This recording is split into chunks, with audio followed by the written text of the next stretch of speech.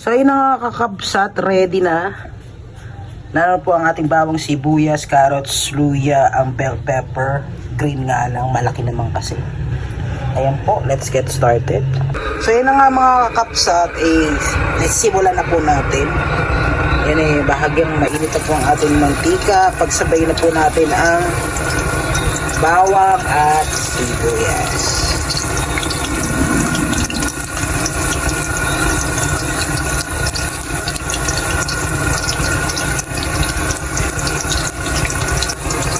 Kasi magjowa naman yan. Magjowa, mag-best friend, sana all. Kung bahagya na pong medyo brown ng ating bawang, isama na po natin ang ating laya, luya.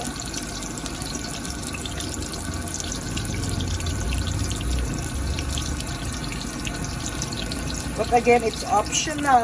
Nasa inyo po ang gusto nyo pong lagyan ng luya o hindi.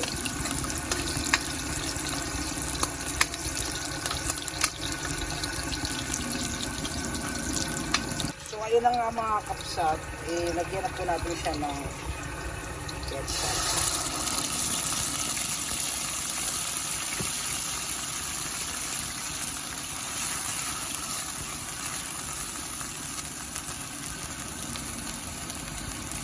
So, lagyan na rin po natin siya ng paminta.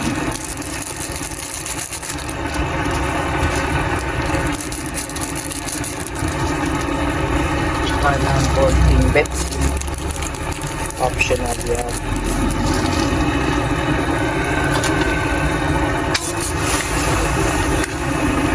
Kaya muna natin maglasa yung pinaka-ingredients niya mga kapsat. Mga 2 minutes simmer, pwede na yan. Nang mga kapsat, kumulo na po siya konti, lagyan po natin siya ng patis. Ito po ang ating iba pang ingredients. Lagyan na po natin ang ating carrots.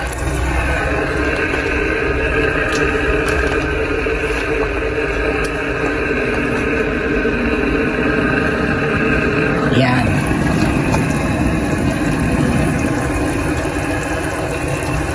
Sasaluwaluin lang po natin siya ng bahagya.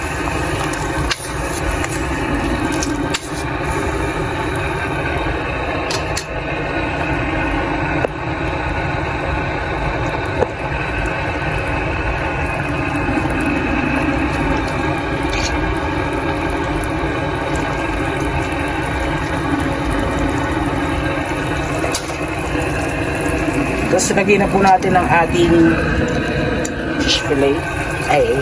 Ang ating fish. Hello, Yorn.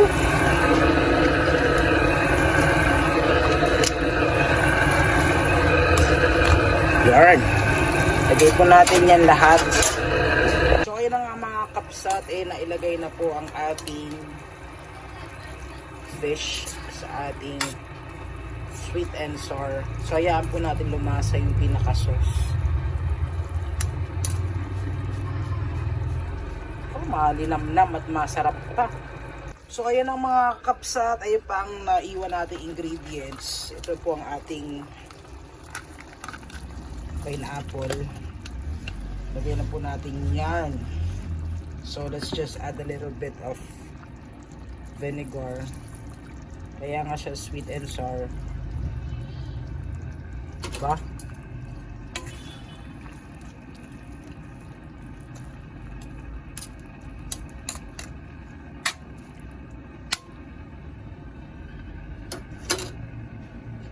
So, lagay na po rin natin ang ating bell pepper.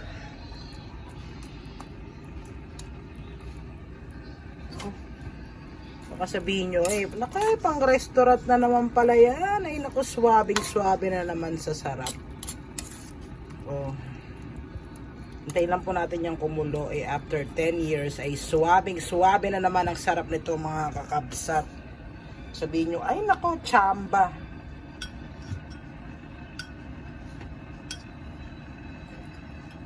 Tapos sabay na rin po natin ang ating konting cornstarch.